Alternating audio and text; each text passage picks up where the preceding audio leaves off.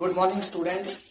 Start करते हैं class 12 का नेक्स्ट टॉपिक, जिसका नेम है इलेक्ट्रिक फ्लक्स।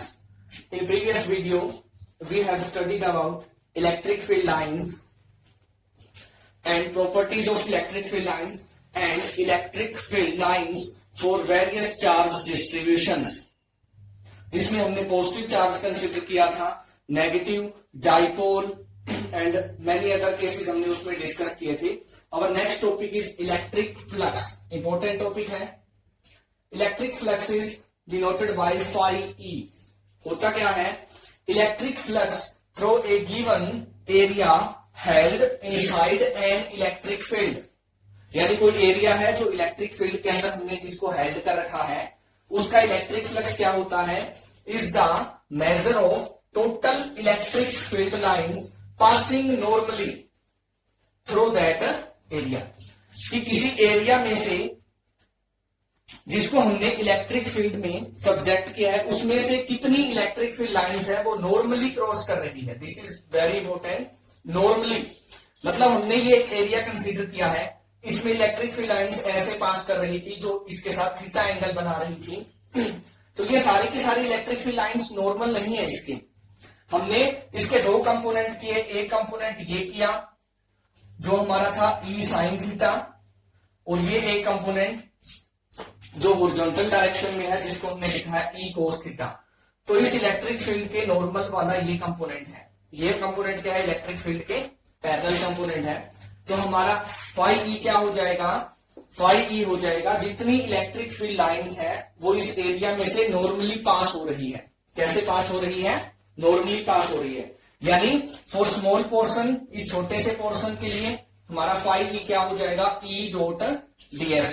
क्योंकि इलेक्ट्रिक फील्ड लाइंस क्या मेजर करती है? कल हमने पढ़ा था इलेक्ट्रिक फील्ड लाइंस है वो इलेक्ट्रिक फील्ड स्ट्रेंथ को बताती है। तो जितनी ज्यादा लाइंस पास होगी इलेक्ट्रिक फील्ड उतनी ही स्ट्रॉन्ग होगी। और हमने कंपोनेंट्स करके क्या देखा कि नॉर्मल कंपोनेंट ऑफ ई है वो हमारे एरिया के नॉर्मल है इनटू डीएस। तो हमारा फाई ई किसके इक्वल आ गया? यानी इलेक्ट्रिक फ्लक्स इज इक्वल आ गया E dot ds cos of theta. Cos theta है तो हम इसको कैसे लिख सकते हैं? ई डॉट डीएस, यानी phi E is equal to हो गया E dot ds. Dot product है, इट मीन ये एक स्केलर क्वांटिटी है। फॉर एनी इरेगुलर सरफेस, ये हमारा इरेगुलर सरफेस है। यहां पर हमें पता था रेक्टेंगुलर टाइप का था या रोम्बस टाइप का था। इरेगुलर सरफेस के लिए हम कैसे निकालेंगे? पहले एक स्मॉल एरिया कंसीडर करेंगे, फिर दूसरा स्मॉल एरिया, फिर तीसरा, फिर फोर्थ एंड सो ऑन, और फिर हम इन सभी को क्या कर देंगे? इंटीग्रेट कर देंगे। तो हमारा टोटल इलेक्ट्रिक फ्लक्स क्या हो जाएगा? Close surface integration E dot DS. फिर से बता देता हूं, किसी भी एरिया के लिए टोटल इलेक्ट्रिक फ्लक्स क्या होगा? पहले एक पार्ट लिया, फिर सेकंड, फिर थर्ड, फिर फोर्थ, फिर सभी को हमने क्या कर दिया बेटा? इंटीग्रेट कर दिया। तो total electric flux phi E क्या होता है? Close surface integration E dot DS. यानी इसको ऐसे भी लिख सकते हैं, close surface integration E ds cos of theta. Now it's SI unit. Formula क्या है फाई ई का? फाई ई का फॉर्मूला है हमारे पास E dot E, E into S. S area है, ई क्या है? Electric field. इलेक्ट्रिक फील्ड का क्या यूनिट होता है? न्यूटन पर कूलम। और एरिया का क्या यूनिट है? Metre square. तो हमारे पास ऐसा यूनिट क्या रह गया? न्यूटन मीटर स्क्वायर पर कूलम। और इलेक्ट्रिक फील्ड का सेकंड यूनिट क्या होता है? वोल्ट पर मीटर इनटू एरिया का यूनिट क्या है? Metre square. तो हमारा नेक्स्ट ऐसा यूनिट क्या बन गया? वोल्ट पर मीटर। चाहे इसका ऐसा यूनिट ये लर्न कर लो, न्यूटन मीटर स्क्वायर पर कूलम या वोल्ट पर मीटर, दोनों एक ही बात है। नाउ डिस्कस करते हैं हमारा next topic, Gauss theorem. Very important है। क्या कहती है Gauss theorem? Gauss theorem give a relationship between charge and electric flux of a surface. क्या बताती है बेटा? कि किसी सरफेस में, मान लो ये सरफेस है, इसके अंदर 3-4 चार्जेस रखे हैं। इन 4 चार्जेस और इनके इलेक्ट्रिक फ्लक्स में रिलेशनशिप बताती है। क्या कहती है? It state that total electric flux throw A close surface is 1/epsilon times the net charge enclosed in the surface. क्या कहती है कि जो टोटल इलेक्ट्रिक फ्लक्स होगा किसी भी क्लोज सरफेस का वह क्या होगा 1/epsilon टाइम्स होगा net charge enclosed in the surface. जो सरफेस के अंदर जो चार्ज है उसका 1/epsilon टाइम्स होगा, यानी close surface integration E dot ds किसके बराबर होगा क्या अपॉन एप्सिलॉन, क्या अपॉन एप्सिलॉन, जितना उसके अंदर चार्ज है। अगर हम इस प्रैक्टिकल एप्लीकेशन की बात करें तो इसके लिए हमारे पास ई डॉट ds यानी फाई की वैल्यू क्या आएगी, फाई ई की वैल्यू क्या आती है हमारे पास ई डॉट ds, और एक इसके इक्वल आएगी टोटल चार्ज कितना इनक्लोज है एडिटिव नेचर ऑफ चार्ज से प्लस क्या हो प्लस 3 क्या हो कितना हो गया 4 क्या हो माइनस 2 क्या हो कितना रह गया 2 क्या हो upon epsilon. This is the Gauss theorem कि किसी भी सरफेस का जो टोटल इलेक्ट्रिक फ्लक्स होगा यानी फाई ई होगा वो किसके बराबर होगा, फाई ई हमने पढ़ा है close surface integration E vector dot ds vector, ऐसे लिख दो या ऐसे लिख दो close surface integration E dot ds into cos of theta is equal होगा charge enclosed upon epsilon, charge enclosed upon epsilon. Okay, अगर हम उस ऑपरेटर्स को या उस चार्ज को किसी मीडियम में ले जाए जिसकी परमिटिविटी एप्सिलॉन है, परमिटिविटी क्या है एप्सिलॉन, तो हमारे पास फाई ई की वैल्यू क्या हो जाएगी बेटा, phi E is equal to हो जाए क्या हो upon epsilon, permittivity of that medium. अगर एयर में है तो उसकी वैल्यू हो जाएगी क्या वो अपॉन एप्सिलॉन। अब इसका प्रूफ देख लेते हैं, इसको प्रूफ कैसे करेंगे, इंपॉर्टेंट टॉपिक है, कई बार आया हुआ है सीबीएसई में। हमने क्या लिया, एक पॉइंट चार्ज कंसीडर किया और उसके अराउंड एक स्फेरिकल सरफेस हमने ले लिया for sake of convention. Okay, अब हमने क्या करना है, सबसे पहले हम टोटल सरफेस का नहीं देखेंगे, इस स्मॉल पोर्शन का हमने देखना है। इसका एक स्मॉल पोर्शन लिया जिसको हमने ds बोला और उसके लिए हमारा एरिया वेक्टर क्या है, इस डायरेक्शन में है n कैप।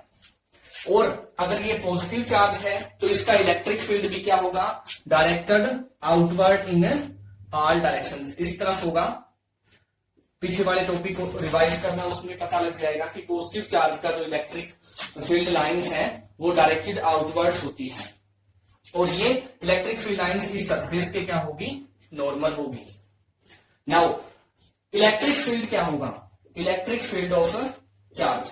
अगर हमने सपोज किया है कि रेडियस ऑफ स्फीयर r है तो इसके किसी भी पॉइंट p पर किसी पॉइंट स्मॉल एरिया के लिए इलेक्ट्रिक फील्ड की वैल्यू क्या होगी, इलेक्ट्रिक फील्ड इज इक्वल होगा E इज इक्वल होता है बेटा क्या upon 4 pi epsilon r square.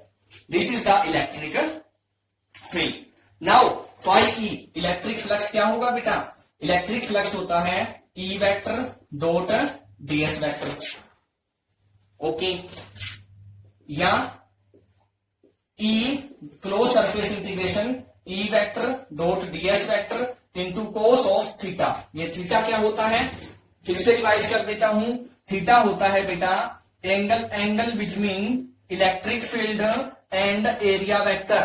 Theta क्या होता है, angle between electric field and area vector. यहां पर थीटा क्या है, फॉर दिस केस थीटा किसके इक्वल आ गया 0 डिग्री, बिकॉज एन के बी डायरेक्टेड नॉर्मली आउटवर्ड है और हमारी इलेक्ट्रिक फील्ड भी किसी भी पॉइंट के लिए क्या होगी, डायरेक्टेड नॉर्मली आउटवर्ड। तो हमारा थीटा क्या हो गया 0 डिग्री, यानी हमारी फाई ई क्या रह गई, क्लोज सरफेस इंटीग्रेशन ई ds। कोस 0 1 होता है बेटा, कोस 0 क्या होता है 1। अब हमें इंटीग्रेशन करना है इलेक्ट्रिक फील्ड। पॉइंट चार्ज है तो इसका इलेक्ट्रिक फील्ड सभी पॉइंट्स पे क्या रहेगा, यूनिफॉर्म रहेगा, डेफिनेट रहेगा। तो क्या चेंज हो रहा है, हमारा एरिया चेंज हो रहा है। और जो चेंजिंग क्वांटिटी होती है, वेरिएबल क्वांटिटी होती है, इंटीग्रेशन हमेशा उसी का होता है। +1 से सिखाता आ रहा हूं आपको, तो इसको कैसे सोल्व करेंगे, ई बाहर आ गया, close surface integration of ds, यानी ई का ई लिख दिया, इंटीग्रेशन ऑफ ds का मतलब टोटल एरिया क्या है स्फीयर का। पहले एक पार्ट कंसीडर किया, फिर नेक्स्ट, फिर नेक्स्ट, फिर नेक्स्ट, ऐसे करके हमने इसका टोटल एरिया कंसीडर कर लिया। टोटल एरिया क्या होता है बेटा 4 pi are square, 4 pi are square. अब ई की वैल्यू पुट कर दो तो ये क्या है हमारा q upon 4 pi epsilon naught r square into 4 pi are square. 4 pi are square से 4 पाई आर स्क्वेयर कट गया तो हमारे पास पाई ई की वैल्यू क्या आ गई क्यू अपॉन एप्सिलॉन नॉट। और यही किसने बताया था, ग्योस थ्योरम ने बताया है कि किसी भी सरफेस के लिए जो इलेक्ट्रिक फ्लक्स होता है वो क्या होता है Q upon epsilon not, charge enclosed in the surface. फिर से प्रूफ रिपीट कर देता हूं।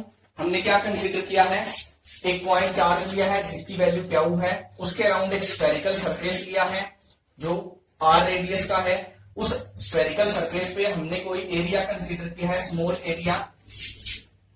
उस स्मॉल एरिया का इलेक्ट्रिक फ्लक्स निकालेंगे पहले, फिर उसको टोटल एरिया पे इम्पोज कर देंगे। तो सबसे पहले electric field due to point charge q at P, ये जो हमने एरिया लिया है पी पॉइंट पर, यहां पर इलेक्ट्रिक फील्ड क्या होगा Q upon 4 pi epsilon naught R square. Now phi E की क्या वैल्यू होती है बेटा, तो phi E is equal to होता है close surface integration E dot DS, यानी close surface integration E dot DS into cos of theta. और थीटा क्या होता है, angle between electric field line या electric field vector and area vector. और इस केस में हमारा इलेक्ट्रिक फील्ड वेक्टर भी नॉर्मली डायरेक्टेड आउटवर्ड है और एरिया भी नॉर्मली डायरेक्टेड आउटवर्ड है, तो एंगल हो गया थीटा।